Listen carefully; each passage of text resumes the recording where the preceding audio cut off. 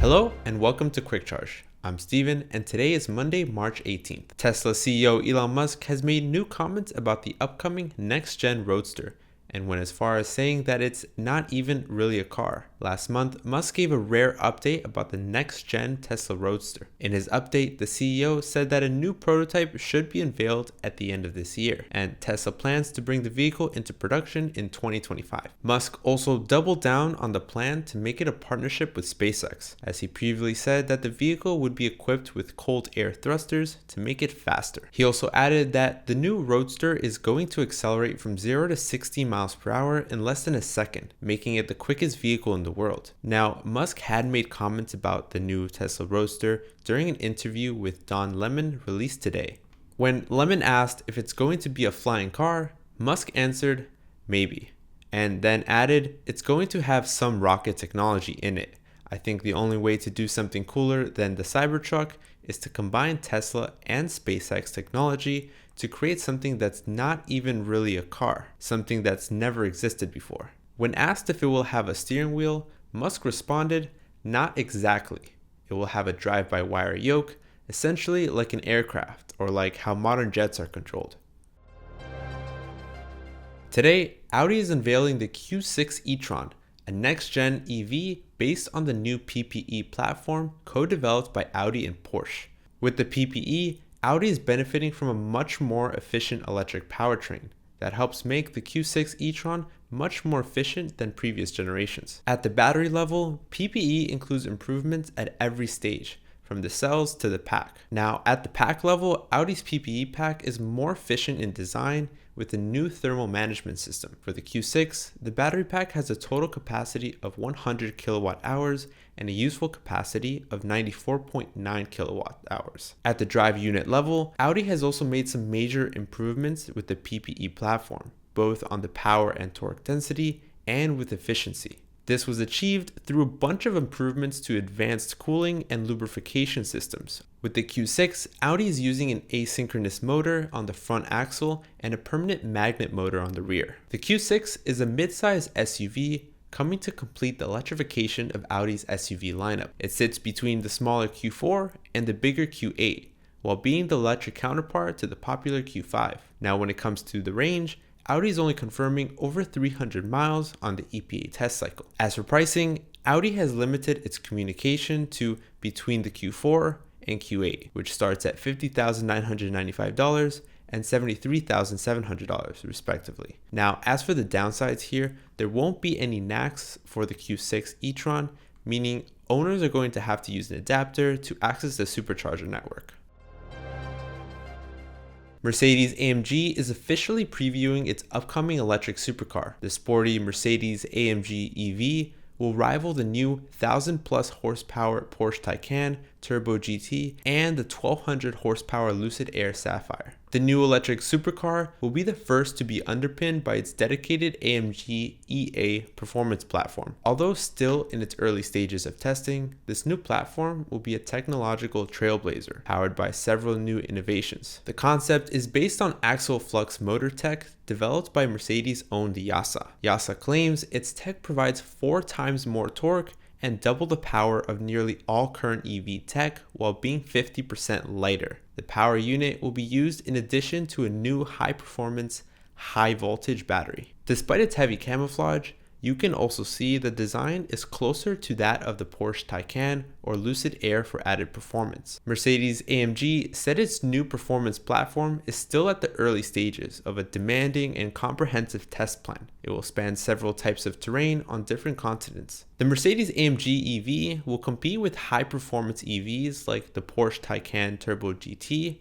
Lucid Air Sapphire, and the Tesla Model S Plaid. Mercedes has yet to reveal prices or specs for the EV supercar, but it might be safe to say that it will not be cheap.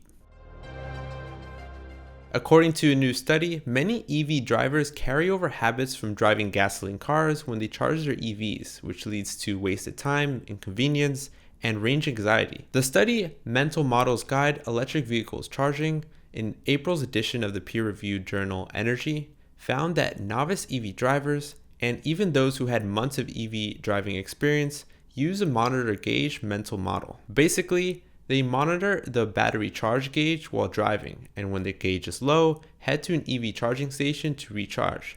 This is similar to how you would on an ICE vehicle. Now, in contrast, the study found a few experienced EV drivers had developed a strategy of using a trigger event to spur them to plug in their EV. Now, what this means is rather than having to wait until you're almost empty, sophisticated EV users would use a repeating event and plan their charging during that time. For example, in some of these cases, the repeating event would be taking your dog for a walk in the evenings. Users with the event-triggered mental model responded to their select event by plugging in without the need to make decisions on a daily basis. This model means that drivers will likely plug in even if it's not needed. But interviewees' feedback suggests that it's worth not having to make certain charging decisions, such as are tomorrow's trips less than the miles shown on the gauge now, or how likely is an unexpected trip tomorrow. The article points out that the problem with using the old monitor gauge model that you would use on ICE vehicles, EV recharging and gasoline refueling requires different strategies. Refueling with gasoline takes only a few minutes and one has to drive or stop by a gas station. By contrast, it can take hours to charge an EV with a level 1 or level 2 charger. And that can be done at home, work, or other places where one is parked anyways. If recharging is started at the right time and place, it only takes seconds to plug in. Vinfast founder has announced a new arm called V-Green to build EV chargers focused on bolstering global access while providing sessions for Vinfast drivers, accelerating the Vietnamese automaker's expansion into new markets. In addition to its original footprint near Haiphong, Vinfast is erecting EV production facilities in the US, Indonesia, and most importantly, India, all while establishing various partnerships with dealer networks to get its EVs in front of more and more consumers worldwide. Another goal of V-Green's initial phase is to seek out land and potential partners worldwide to expand the pending network of Vinfast branded chargers to critical markets. That strategy also includes potential partnerships with other established charging networks to offer access to its EV owners in different countries. This year alone, Vinfast is planning to expand to over 50 different territories worldwide. Rivian has officially gained access to Tesla's supercharger network.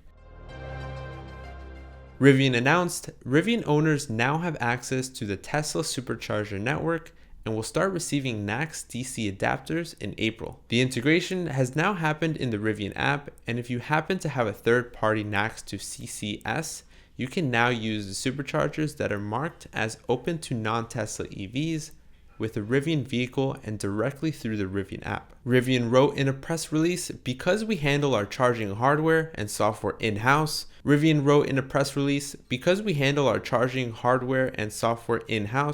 we can seamlessly integrate most fast chargers, including the supercharger network, into our charging ecosystem. In today's community comments found on YouTube, somebody mentioned that there is still an issue of ownership experience that goes beyond quality and reliability. Now, I believe this is a response to Tesla's attitude towards zero service being the best service. I certainly see your point. While it would be great to have a Tesla with components like special tires and brake pads that never wear out, for the short term that doesn't really seem likely, and we will be needing some form of maintenance regardless of quality and reliability, and the quality of service should still be addressed. Thank you all for watching Quick Charge by Electrek. I'm Steven, and have a great day.